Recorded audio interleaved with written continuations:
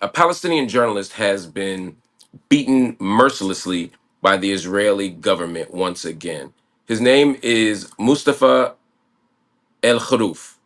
He is a Palestinian journalist, a photographer who works for a Turkish news outlet. And Mustafa has devoted his young life to covering the incidents going on in Israel, Palestine, the violence, the occupation, all of it. He's covered the borders of Gaza. He's covered the home evacuations that have taken place throughout the West Bank. He's covered the attempts to evacuate and cleanse Jerusalem, East Jerusalem, of Palestinians. He's covered all of it, and he's paid a great price. And today, unfortunately, he paid yet another price. He was near Al Aqsa Mosque in East Jerusalem, and he was simply photographing some folks, some Palestinian people who were engaged in prayer, and the Israeli military responded to his work, to his journalistic coverage, with violence. When you look at the video footage, and it's gruesome, and I warn everybody, when as you look at this footage, if the trigger warning, violence warning, this can set you off. This man was minding his own business, literally doing his job, photographing. The soldiers come over, and the first thing they do is hit him with the butt of a gun. They hit him with the butt of a gun, and he obviously recoils. And then the next thing you know, they come back again and they're beating him. They're dragging him. They beat him so badly that he had to be taken to a hospital. Now, why is this story important to the world?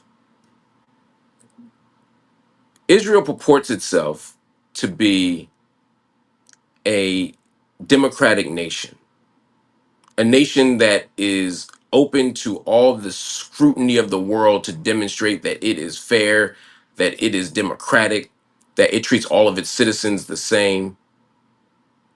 But one of the hallmarks of a democracy is a free press. And if there is nothing that we have seen in the last 2 months, is that there is absolutely no space for a free press in Israel. Why? Well, because a press corps holds power accountable.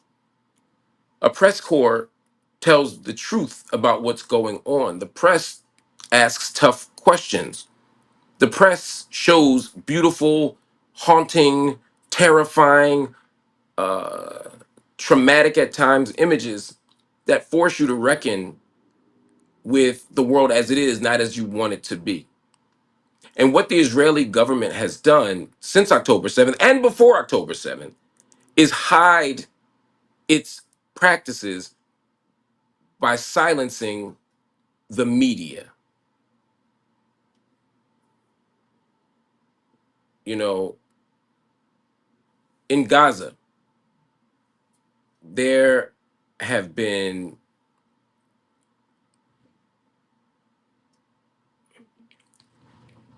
more horrors than we could possibly tell in one sitting. History will tell the truth about what happened in Gaza since October 7th. But part of how Israel has been able to prosecute this war on the vulnerable in Gaza is by keeping international press out and by silencing local Palestinian journalists so that what they're recording doesn't get out. Just yesterday, certainly less than 48 hours ago, Clarissa Ward from CNN was finally allowed to look on the ground in Gaza and document some things that she saw, and she was horrified. CNN was horrified. And again, CNN is not a middle of the road fair arbiter of this war, but it's impossible to hide what's going on. So what do? Well, they don't let them in, or they control where you go. That's for the international media. But for Palestinian journalists, for Palestinians who are attempting to tell this story, they are persistently, persistently intimidated, persistently threatened, persistently harassed. 86 journalists have been killed in Gaza. 86 journalists have been killed in Gaza. I work at Al Jazeera. This is not just an abstract point for me. My friends are being killed. My colleagues are being killed. Our bureau chief was killed in Gaza. Today, December 15th, Samir Abu Daqqa was killed. I'll talk about that later, but Samir Abu Daqqa was killed after a military strike in Khan Yunis toward the north. Wael Dadu was also injured. Now, you could say, well, it was a military strike. There was nothing that could be done about it. Nobody knew that the journalists were standing there. Let's say I believe you, although there's plenty of reason not to believe that. We have seen the Israeli government target individuals who are putting a spotlight on war crimes, people who have the courage to tell the truth. My colleague, my academic colleague, Rifat El Arir, was targeted last week and killed. So I can't just accept that this is just a casualty of war, that this is just collateral damage. But let's say it's true. Let's say this was just collateral damage. After Samir Abu Daqqa was killed, or after he was struck, the Israeli military prevented medical relief from coming. They prevented ambulances to come. They prevented medical treatment from getting to Samir Abu Daqqa. And so what happened? He lay there on the ground to bleed out like an animal. He died on the ground bleeding. Not because he couldn't be saved, but because they wouldn't allow him to be saved. People say, well, this is war. Well, two things. One, even in war, there are rules.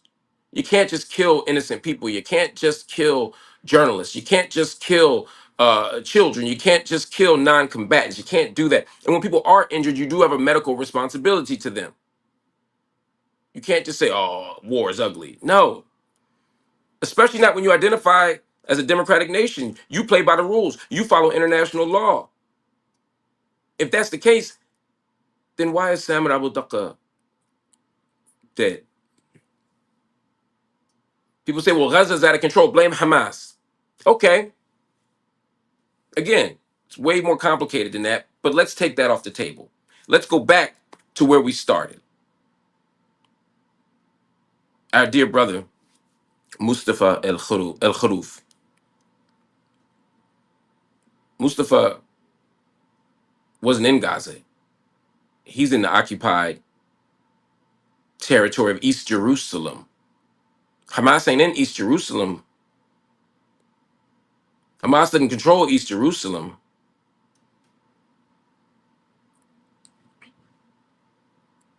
I want you to look at this footage right now. You see him get hit with the butt of a gun. I want you to look at this.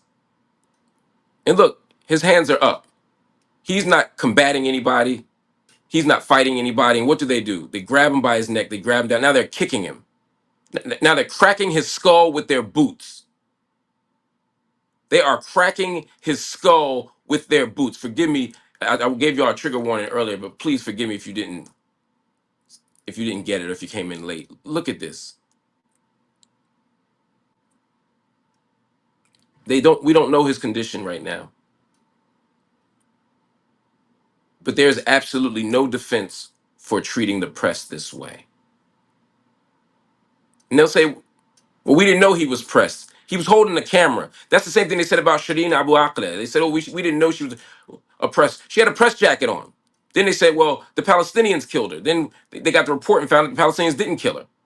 They found that Israeli bullets killed her. Then they said, well, it was an accident. Then they said, well, we're not going to do anything about it.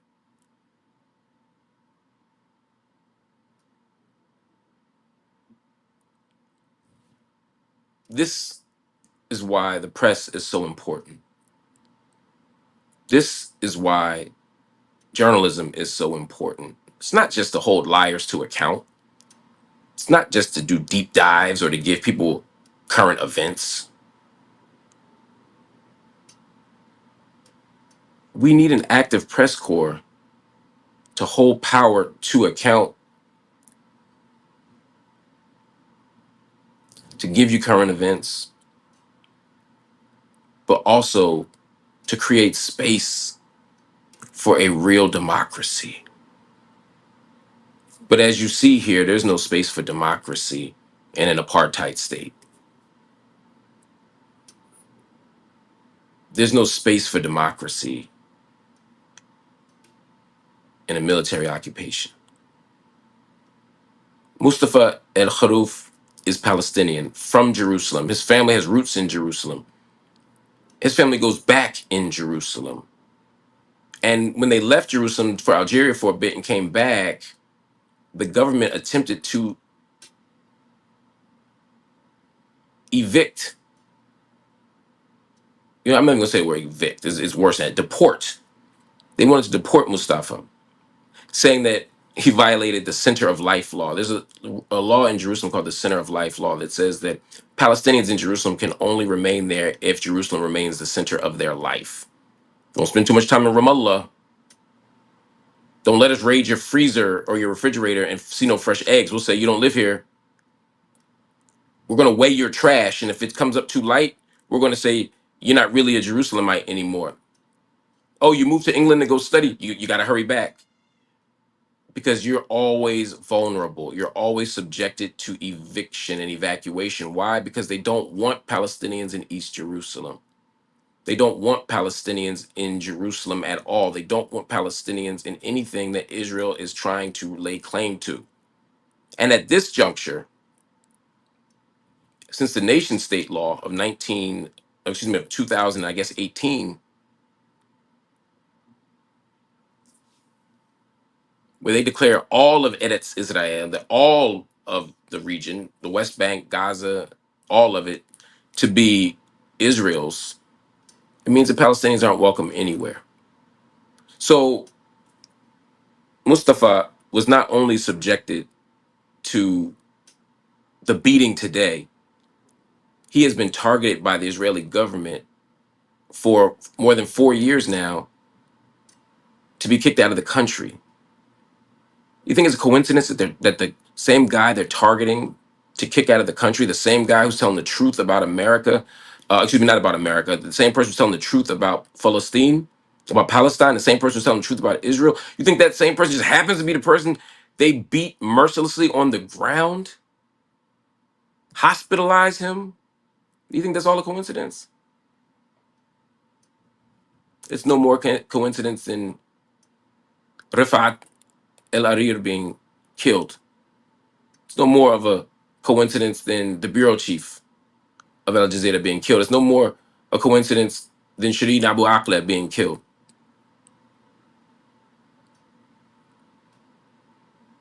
This is not a small thing, family. We got to speak up. We got to stand up. We got to fight back. How do we fight back? Right now, at the very least, fighting back means telling the truth. Fighting back means putting a spotlight on this story. We cannot let this beating go unnoted. Use your Twitter, use your Instagram, use your Facebook, use whatever you got. If you're a journalist out there, tell this story. We're going to tell the story of Samir Abu Daqqa and Wa'el Aduda as well, because Samir was killed in Gaza. But I want people to understand that the crisis of Palestine is not just what's happening in Gaza, although it is. It's what's happening in the West Bank. It's what's happening in East Jerusalem. It's what's happening inside of Israel. Palestinians aren't safe anywhere. And we have to use this moment to put a spotlight not just on what's happening in Gaza, but what's happening everywhere. All right, family, hit the like button if you agree with me. We're going to be back on later tonight with more stuff. But right now, I need everybody to hit the like button if you felt what I'm saying. If this is resonating with you, everybody hit the subscribe button if you haven't. Hitting the subscribe button don't cost you $1. It just means that YouTube knows you're down with what we're doing on this channel, and it'll allow more people to get access to the information